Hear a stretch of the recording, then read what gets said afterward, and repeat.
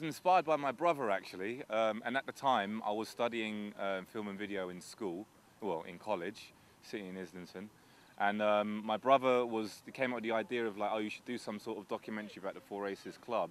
At that time it was still open, and he was saying, yeah, it's got a lot of history from the 60s and the 70s, and my dad used to work there, and I used to help out as a kid, so I thought, yeah, it'd be an interesting project to do while I'm studying at college. It was like a small college project.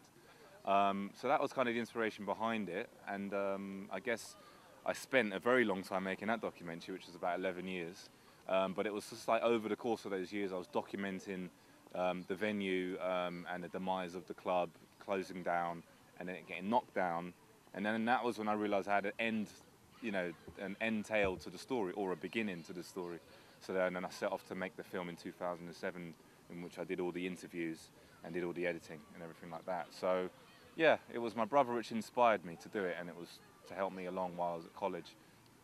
Because I was working a lot for other people, doing music videos and commercials and things like that, it's like you're working as a big team, and usually the brief is already done by the director. I'm merely just a cameraman. So, I did quite a lot of that, and it was kind of like on the side, I was like having ideas for documentaries and thought it would be a good idea to make something of my own, and I had some stories I wanted to tell. So I decided to sort of move into documentary making, but I never sort of left doing commercials and music videos, but I just kind of was doing these documentaries alongside doing these music videos and commercials and stuff.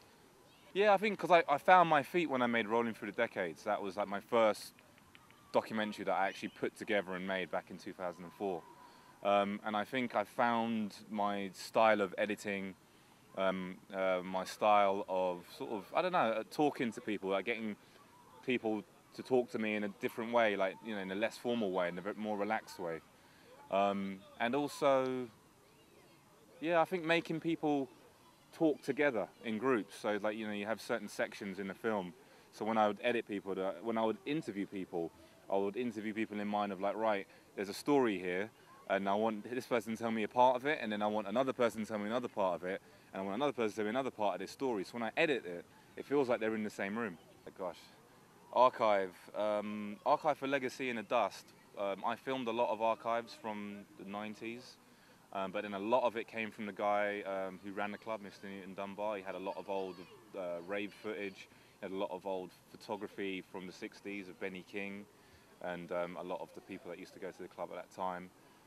But then a lot of the other archive came from the BBC archives, ITN Source, A&P archives as well. So I had to really do my research. I had to go to these libraries and look for material that I needed to help tell the story.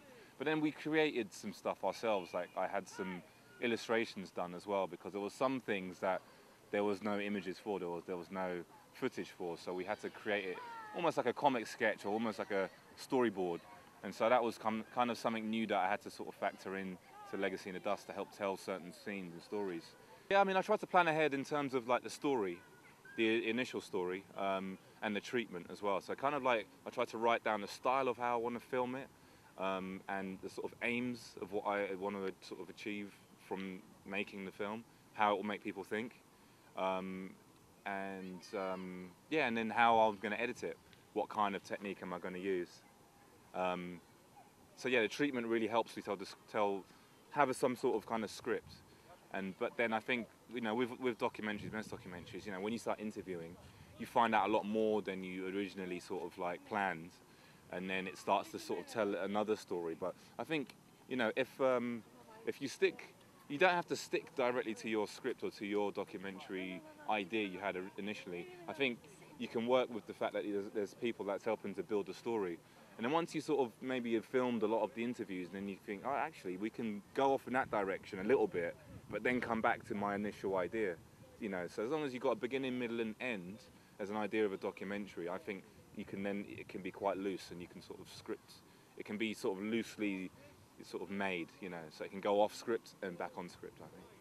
Sound issues sometimes when you're filming. There was a couple of times I was in the States, and I was filming interviews with people, and the only way I could find them, they were at this big trade show expo thing. So it was quite a noisy environment. Trying to find somewhere quiet was really hard. So, when you sort of run into people and you literally off the cuff, you've just got to quickly do it. you know, sometimes then it kind of lets it down a bit, because in terms of like the sound quality might change from everything being quite nicely sort of positioned and choreographed in terms of like the setting and the sound.